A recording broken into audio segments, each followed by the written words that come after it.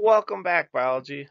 Today we're going to talk about 8.2, which is cell division in eukaryotes. Eukaryotes are a little bit more complex than prokaryotes. Remember, prokaryotes divide using that binary fission, where they have the one circular chromosome that splits into two circular chromosomes, and then each new cell gets one of those. For eukaryotes, both our nucleus and our cytoplasm has to divide inside of their cellular division. And we have two types of cellular division inside of eukaryotes. There's mitosis and meiosis. Mitosis is where we make new cells with identical genetical information as the original cell. This is what happens as the zygote divides in your early development. And what happens is every day as your cells make more of themselves. And then the second type, meiosis, is for gamete formation. And this is specifically for haploid cells, specifically for reproduction. So meiosis is the less common of the two. Today we're going to focus in on mitosis, and then 8.3 is all about meiosis. All right, so before we get into mitosis, there is some asexual reproduction in eukaryotes. There are many eukaryotes that are capable of doing this. Things like hydras, things like strawberries, things like elm trees, things like sponges. There's a lot of things that can asexually reproduce that aren't bacteria. So asexual reproduction is any kind of strategy where its offspring are coming from one singular parent. And these organisms are using mitosis to create new individuals. What this means is, like when we did binary fission in bacteria, these offspring have the same DNA as the parent. And the problem with this is it does not give a population a lot of genetic variability.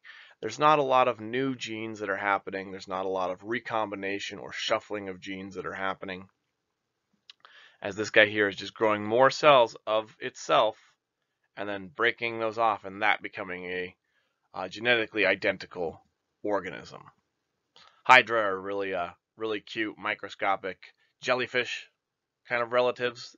You can find them in most freshwater rivers. They're very cute little guys. All right, so the cell cycle is the series of changes a cell goes through from when it's formed to when it divides again. And there's two major periods. There's interphase, which is this huge part of the cell here. And then there's cell division, which is this really small chunk here. And this here represents how much time the cell is in each of these phases. So interphase, this is when the cell is growing out. It grows and it carries out its usual metabolic activity. So it's of a nerve cell, it's going to do nervous stuff. If it's a muscle cell, it's going to contract and be a muscle cell. If it's a eyeball cell, it's going to do eyeball stuff. And then cell division is this period here, this small period in which a cell reproduces itself.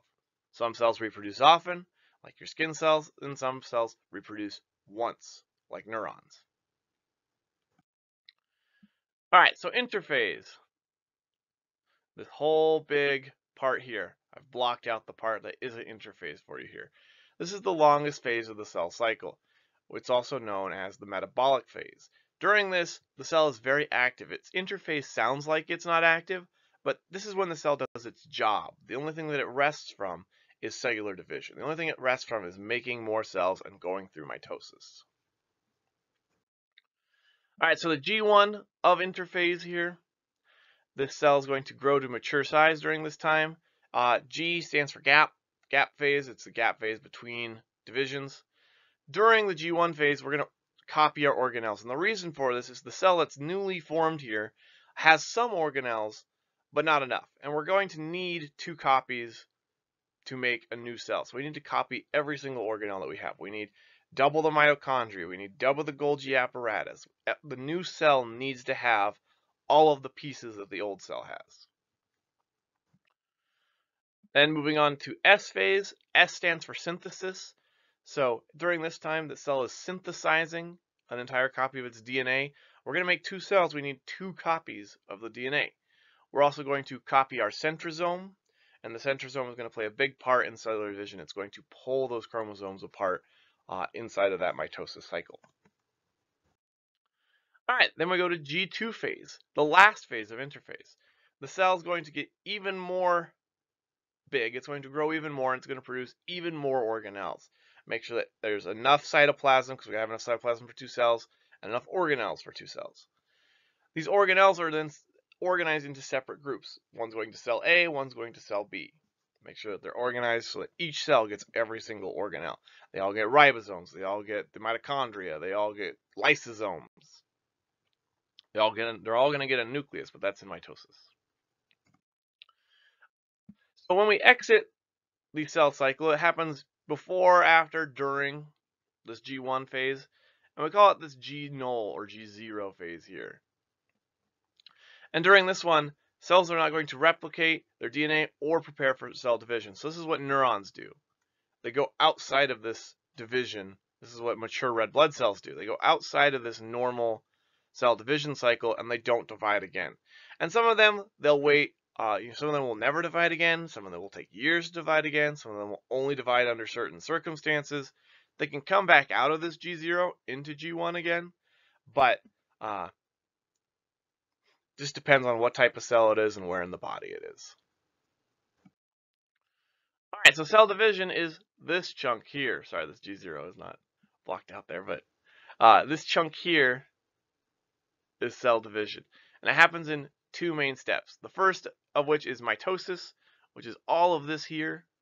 And mitosis is simply the division of the nucleus. We have a lot of genetic information in eukaryotes, so there's a lot of things we have to do to make sure that that stays one copy in each cell. And then cytokinesis is this little tiny pie slice here where we divide the cytoplasm. It's the last step of all of it, kind of ties everything together there. So mitosis results in what we call two daughter nuclei. We call them daughter because they are identical. They have the same chromosomes, the same exact genes, the same exact presentation. So before the cytoplasm splits, the cell has two sets of genetic information. They have two nucleuses. And then mitosis happens in 4 stages, a fifth if you include cytokinesis. All right, so in your packet you have these mitosis walkthroughs, things that go inside of the different categories. I have denoted with a star here. So the rest of it you should put in your notes, but the stuff that has a star can go on your walkthrough. So the first is prophase, and in the prophase, these chromatin here that's very loosely associated in the nucleus and interphase is going to shorten to form the chromosomes. Now, we already had this DNA replication. In what phase? We had it in the S phase of interphase. So each chromosome is 2 strands. We talked about those are chromatids. They're connected by those centromeres. That's going to play a very important role in when we want to separate these guys from each other. Okay, your prophase picture is here if you're looking for that. But so what happens is these centrioles appear. They're going to be appearing next to this disappearing nucleus. The nuclear membrane is breaking down here. They're going to separate from each other and trying to move towards the end of the cells. They're forming these spindle fibers here in the middle. And those spindles are going to provide movement for the chromosomes in later mitotic stages. And there are 2 types of spindle fibers. There's kinetochore fibers and polar fibers. Kinetochore fibers are going to attach to the kinetochore, a disc-shaped protein on the centromere of the chromosome. And then the polar fibers extend across the dividing cells from centrosome to centrosome. And they provide a lot of structure for this dividing cell so that it has a lot of support. They don't attach to chromosomes, so the ones that are pulling apart the chromosomes are the kinetochore fibers. At the end of prophase, the nuclear membrane and the nucleoli, this dark space here, have broken down. The chromosomes are now going to randomly attach to these spindle fibers by their centromeres, and we're able to move into the next stage of mitosis. All right, the second stage of mitosis is metaphase. I have adjusted the image here so you have the one from last phase, prophase, and now metaphase. So what happens here is the chromosomes are going to cluster and become aligned at this mitotic spindle here. You can see that these are all connected randomly here. They're moved in the middle here by these kinetochore fibers, by these spindle fibers that are attaching them from the centrosomes here. So when the cell is in metaphase, it is very distinctive that these chromosomes will be lined up right in a straight line right down the middle of the cell. This is the way that we're going to make sure that each side is going to get a copy of one of these chromatids, and each cell and the other side is going to get the other copy. The third phase, anaphase, these now centromeres holding the chromatids split, and the chromosomes are able to move apart towards opposite ends of the cell. They seem to be pulled, and they have the little arms dangling behind them because they're moving in that direction. The moment anaphase stops is when these chromosomes stop moving. So as long as they're being retracted back, this anaphase is still in action. Telophase, this is the last stage of mitosis, excluding cytokinesis, but it is just prophase in reverse. So now that these have stopped moving, they're going to uncoil, they're going to become chromatin again, the spindles break down and disappear, the nuclear membranes reform, and the nucleoli will start to appear. Those dark bodies that make ribosomes will start to appear in each daughter cell. At this point in time, each cell has its own nucleus, but they're still attached here. And it will stop being attached during cytokinesis. So this usually begins during the late anaphase and completes just after or during telophase. So these two phases kind of happen at the same time. You get a cleavage furrow on the midline of these spindles here, and it pinches this cytoplasm into two parts, into two unique cells. Now these two cells are unique in that they're one cell and two cell, but they have the same DNA, they have the same organelles, they have the same everything. All right, the end of cellular division. At the end of it, we get two daughter cells. They're genetically identical. They're slightly smaller than the original cell. They have a little less cytoplasm, but they will grow during that G1 phase, and they will carry out their normal cellular functions until it's their turn to divide. So they'll start with that G1 again. They'll start getting more organelles, making sure they have enough since the division, getting more cytoplasm, getting bigger, and then they might enter the G null. They might go to the synthesis phase, but they're ready to do their job before they start dividing again. There is an extra step if you have a cell wall, things like plants, where there's an extra step in your cellular division. So in animals, we have this cleavage furrow, and then it splits here. In the plant cells, they have all these Golgi vesicles that are kind of lining up here at the middle, and we call this the cell plate. You can tell this cell is an anaphase. These are getting pulled apart. The cell plate is forming. Eventually, the cell wall will harden, and it will break the two cells apart. So a little bit different on how they do this cytokinesis. They have that cell wall in there, that cell plate first that they have to make. So a little bit different, but very similar, everything else. All right, so control of cellular division.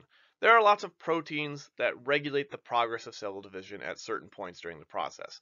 The point of this is to make sure that the cell is healthy. We want to make sure that all the processes have went according to plan. It has the right amount of DNA, it's the right shape, everything's ready to go before it divides. If the cell isn't healthy, it will be signaled to halt division. Okay, stop. Let's make sure that we get everything fixed before we continue on. And there are many checkpoints for this. There's three that we're going to talk about. The first is the cell growth or G1 checkpoint. This is at this point where the cell is healthy, but we need to make sure that it's the right size, that it's come out of division and it's taken enough time to grow, to get enough organelles during this G1 phase to enter into the S phase. Because if the cell's not big enough, then when it divides, it won't have enough room for all the stuff that needs to go into it. So if the conditions are not favorable for this, the cell will stop here. It won't synthesize DNA. It might enter the G0 phase and stop dividing at all, or it might take a little bit longer in this G1 before it's able to move into the S phase. All right, our next one here is the G2 checkpoint. This is right before we go into mitosis, but here we have enzymes that check the results of the DNA replication from the S phase. We want to make sure that all that DNA got replicated and it all got correct. There's no weird mutations. There's no chromosomes that were lost. There's no extra chromosomes. That's what this G2 checkpoint is checking. If this checkpoint is passed, the proteins will signal the cell to continue dividing. Go ahead, go into division. Everything looks good on this end. The third checkpoint is the mitosis checkpoint, and this is at the end of mitosis. If the cell passes this checkpoint, protein signals the cell to exit mitosis. And this is to make sure that both cells got copies of all the chromosomes, they have enough organelles, cytokinesis is going well, and at this point in time, they'll split, and now both cells will enter G1 and can start the process all over again.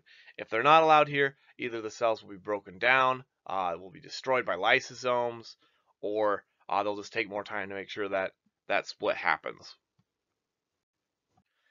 And so we talked about control, but let's talk about why it's important.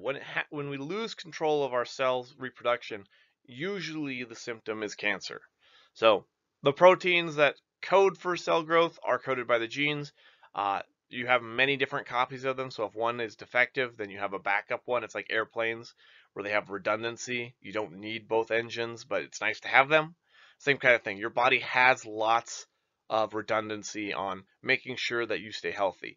But if these genes become mutated throughout your life, for whatever reason, your cells can start to grow uncontrollably. They'll overproduce growth hormones, which increases cell division around them. They start to divide very, very quickly without going through any of these checkpoints. They don't make sure that they're the right size, or that they have the right amount of DNA, or that mitosis has even happened correctly. So we start to get some really weird cells with more than one nuclei, with no organelles, with just some weird kind of traits to them. And these cells are not functional in the human body, and that's when we get cancer, and that's why cancer is so bad. But yeah, so this is the conclusion to 8.2. This is the gateway to mitosis here. We're going to do meiosis next, and meiosis is very similar to mitosis. There's just a couple extra steps. I hope you enjoyed. See you in the next one.